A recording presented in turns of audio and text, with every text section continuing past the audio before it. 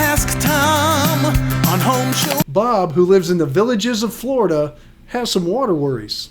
Well, he mines homes for his friends, and just so everybody understands, these are the villages. It's great. And that's the way people get around, okay? It's a golf cart. If you've ever seen The Truman Show, that's where they filmed it. No, I have. That's good. That's where they filmed it. All right. Bob writes to us, I've watched your YouTube videos regarding leaving the house for an extended vacation. In each case, you favor leaving the hot water on, and I assume the temperature set at 120. I watched 2 houses for friends for 4 or 5 months at a time. In this case, should I leave the hot water heater on?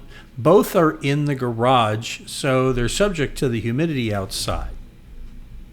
First off, Charlie, you said hot water heater. So, I can't believe I did it. I normally would catch that. You always say that bothers you, but you did it. It does. Okay, and you don't leave the hot water on, you leave the water heater on. But now that we've gotten through that... Well, yes, but we don't know. The answer is now, yes. He might be like leaving... Maybe it's like in cold weather, we leave the water dripping, and he does that in case of hot weather. He leaves... Not in Florida. No, probably not. All right. The fact of the matter is yes, it keeps the tank fresh. It keeps the bacteria out of it. I think you're doing the right thing. It doesn't cost your clients hardly any money at all just to keep the water to temperature. Always, if you're not there, I think you should turn the valve off to their individual units in case you know what happens the most is one of the little feed lines underneath a sink or behind a toilet will break. Because they're plastic, they're rubber, they're not always perfect, right?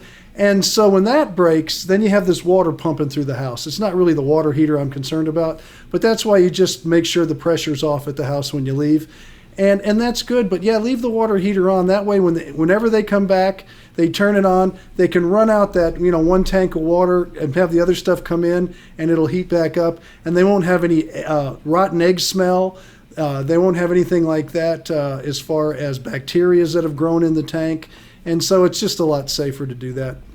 And then what about, Tom, I know, okay, so that's the water heater, turn off the water to the house.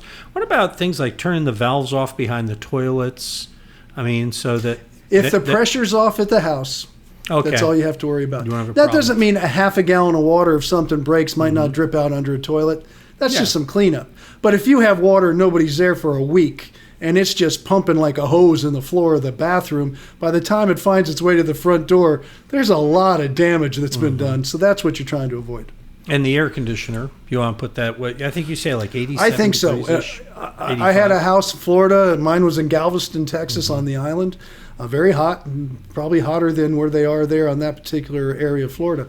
But as far as that goes, put your air conditioners at 82, 85. Keep the place acclimated for the furniture, for everything, just so it doesn't overheat. And what you'll find is what really irritates people, if you let it get really hot, you come home, you'll have cracks down the middle of your wood cabinets or your furniture. And you can't just glue them back together. They have to be redone. So you're trying to avoid any kind of problems inside a house. They will overheat. And in the wintertime, Florida not so much, but other places, about 62 to 65 degrees, leave your heat on. So the same thing won't happen, and it doesn't freeze in your home.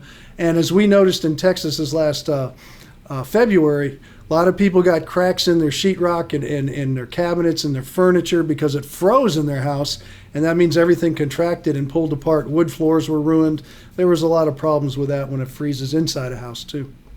And most importantly, remember to put their golf cart on the trickle charger. They don't want to come back to a dead battery. I have one at work. I love Got my a question? golf cart. Click on that blue Ask Tom button. It'll take you to this page. We'll answer questions just like we answered Bob's. No matter where you are, it'll take you to this page, and you can fill out the form, give us the information. Of course, send pictures. Those help because we're happy to help you out. And you can also send videos, too. We'll take whatever you got to help Tom answer your questions. That was Tom. We post a new video every day at HomeShowRadio.com because Tom likes to do it, and we like Tom to be happy. And so we place them at HomeShowRadio.com. That's what we work at K Charger says, keep Tom really happy. Anyway, back in the day. That didn't work at the end. Yeah, because we wouldn't do what it really meant, which is kiss the right hiney. But anyway. I thought it was keep the resume handy. That's exactly right. Keep the resume handy. Those are the days. But anyway, we're happy to help you, and you post a new one every day. You find them on Facebook, YouTube, and, of course, HomeShowRadio.com.